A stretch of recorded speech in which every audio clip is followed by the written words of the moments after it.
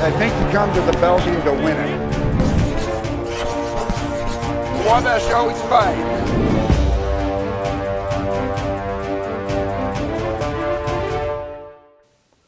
Hello and welcome to another edition of the Don Morel Show, your chance to hear the thoughts and comments of the head football coach of the Little Giant program. And Coach, get a chance to talk after a good home win on Saturday, a 31-12 victory over the Kenyon College Lords. And it was a game where your football team just came out from the opening coin flip and played some of their best football of the season. What were your thoughts looking at the game film after the game was over and kind of assessing the play of your team on Saturday?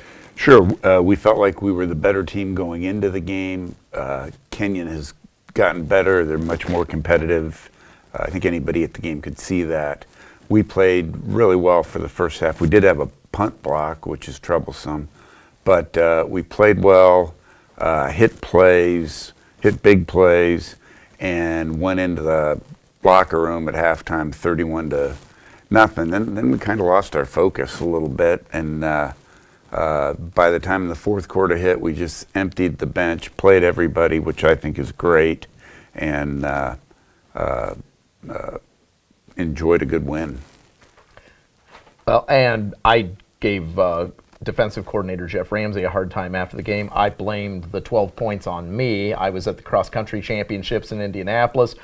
Right as I arrived at the game, Kenyon threw their first touchdown pass, so if I'd had better coverage in the end zone, we might have had the shutout. But it really was a great effort by your team. You jumped out to that early 17-0 lead in the first quarter. Liam Thompson had his best day passing in terms of touchdown numbers with 3, over 240 yards total passing. Defensively, you were really able to keep them shut down in the running game and force them to be one-dimensional and made Thomas Merkel try and beat you, and he just wasn't able to do it because of the good pressure you put on him. We were, and again, because I'm a coach and it's in my DNA, through three quarters, we had held them to, I think, 30 yards, and then we gave up 150 in the fourth quarter. But there's some guys on the field who haven't played much. That's okay. And again, I think you need to look at it as a whole. And if somebody had said, hey, you can beat Kenyon 31-12, would you take it right now? I would have taken it a year ago. Well, let's go ahead and take a look at some highlights from Saturday's victory. Again, a 31-12 victory over Kenyon College. And we mentioned that Liam with a very good game, but you also got other people involved. I mean, Cooper Sullivan had a 17-yard touchdown run. Ivan Martinez, probably the most we've seen him utilized. Jackson Smith-Claiborne with a good catch for a score. You really got a chance to use the tight end position a little more with some additional people, not just Ivan. Gavin Patrick, who's been a great blocker all season, continues to play well for you as well. So you really were able to move some people into that position and look at some different things on Saturday. It's great. Gavin Patrick's a freshman. Smith-Claiborne's a sophomore. Those guys are the future of the tight end spots at Wabash College. Reese Thomas, a freshman, continues to play roles for us and play well. So we're excited about our young guys. Another player who had a very good game, Devin Anderson. He continues to make his mark in the wide receiver group. We know about Cooper Sullivan. Nick Hammond's been good. That group just continues to get better and better week after week for you. Heisman Schemes is another one that's going to be a really good player. And I say this every week. We forget that they're freshmen, but they play at a high level. Offensive line played well. Really was a good collective effort. Guy that got lost in the numbers but had a very good game, Isaac Avan.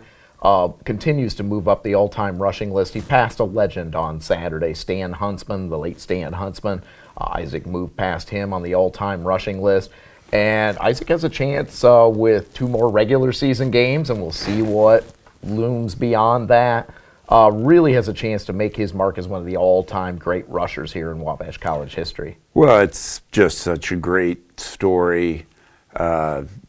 We didn't think we'd ever be able to recruit a kid out of Warren High School. We did, and he really has found himself as a person and a football player and an entrepreneur, and a tremendous story. And then, with the injuries to Ike James, again, like last year, Isaac's really carried the load. And Mason Durrett got a chance to get in the game as well. So you continue to develop that running back position. Defensively, week in, week out, Brandon Yagi just continues to be impressive. And opposing teams have to be scheming ways to keep him out of the mix, but it seems like it just cannot be done. That guy finds a way to get to the football every single play. He does. I think he plays probably at a higher speed than people think he does. He's hard to block. He's constantly around the football and really enjoying a great senior year. You had another good day in the secondary, Artie Akiwa, with a very solid game as well. And the front group continues to provide pressure. You did get, you got, I believe, a couple of sacks in the game. You had 7 or 8 tackles for loss. So a good job up front, really keeping Kenyon, as we mentioned. That running game really never got developed, and they became a one-dimensional football team. It did. The other thing I'd say, and we felt this way last year, there's a big game we play every year at the end of the season, and at Wabash College, you need to be peaking week 8, week 9, which is what we're in right now, in week 10, you want to play your best football. So that's kind of what our plan.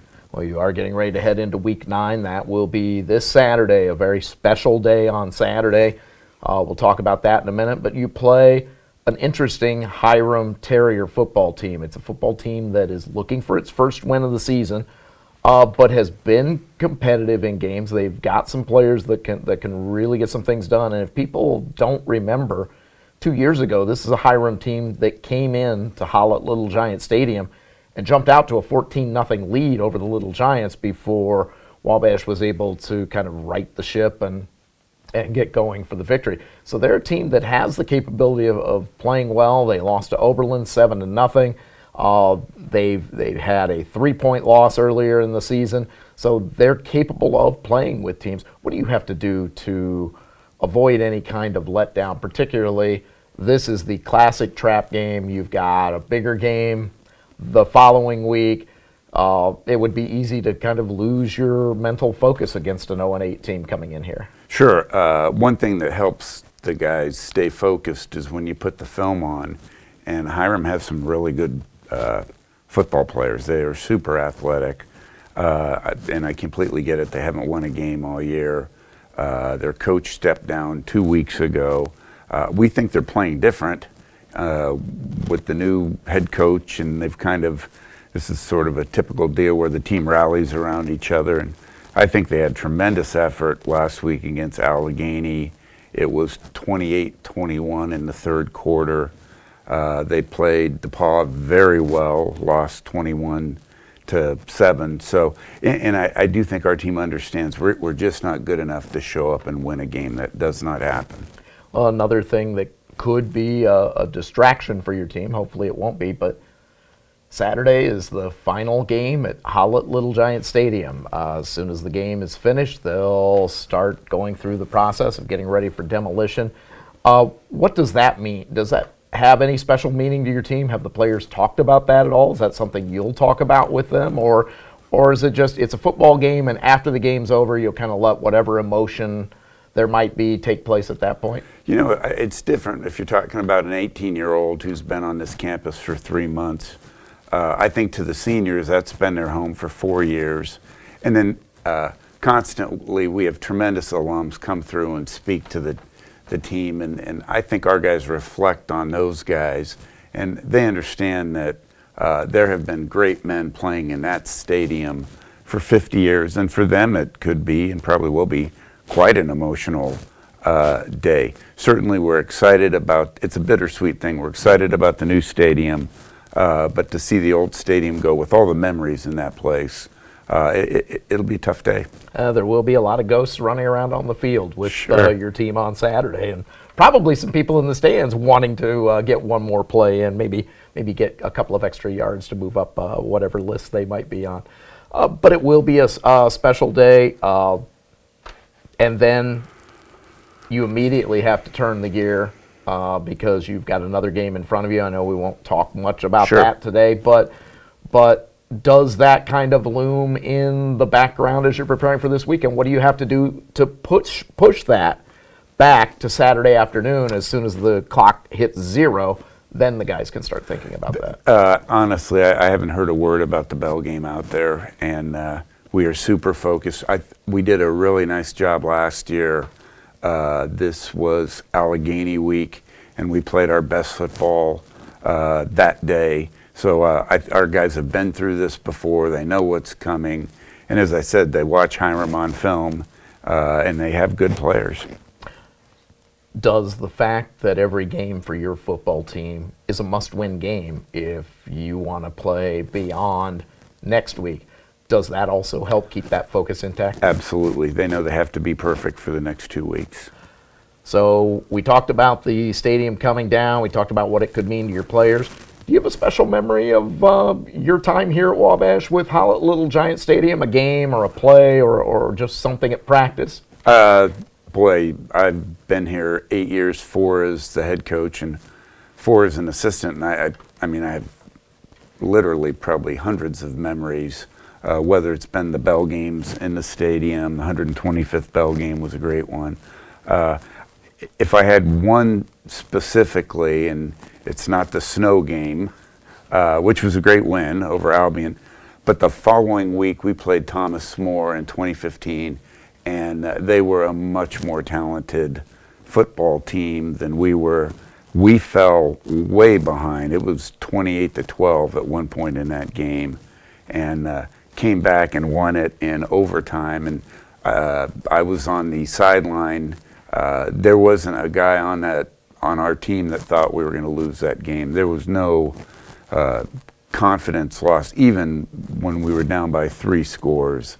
And just tremendous character to come back and beat a team that talented in the playoffs. That was I'll remember that forever. Well, and certainly a special ending to that game. The quarterback sack and fumble, and the Burrish return for a touchdown after the officials had talked about that type of scenario the night before in the Friday night meeting between the two teams, the two head coaches and all the officiating group.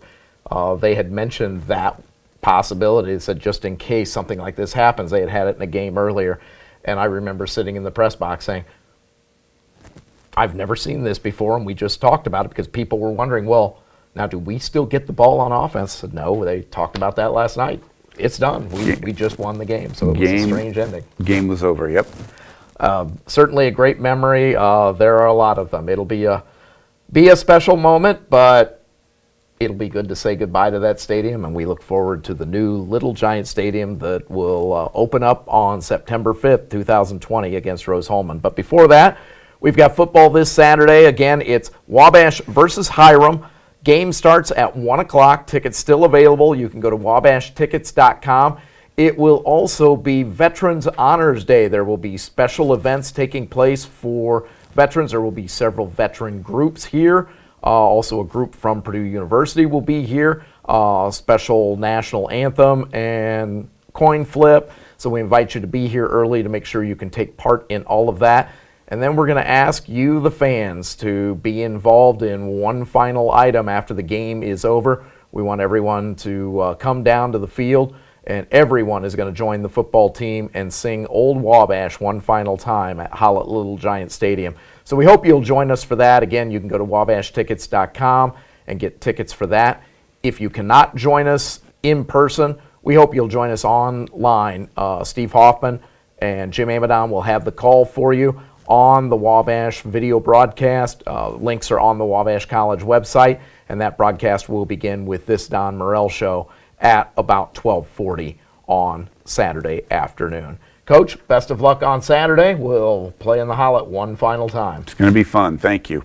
And thank you. You've been watching the Don Morel Show. It's your chance to hear the thoughts and comments of the head football coach of the Little Giant program. We'll talk to you next week. I think you come to the Bell game to win it. Wabash always fight.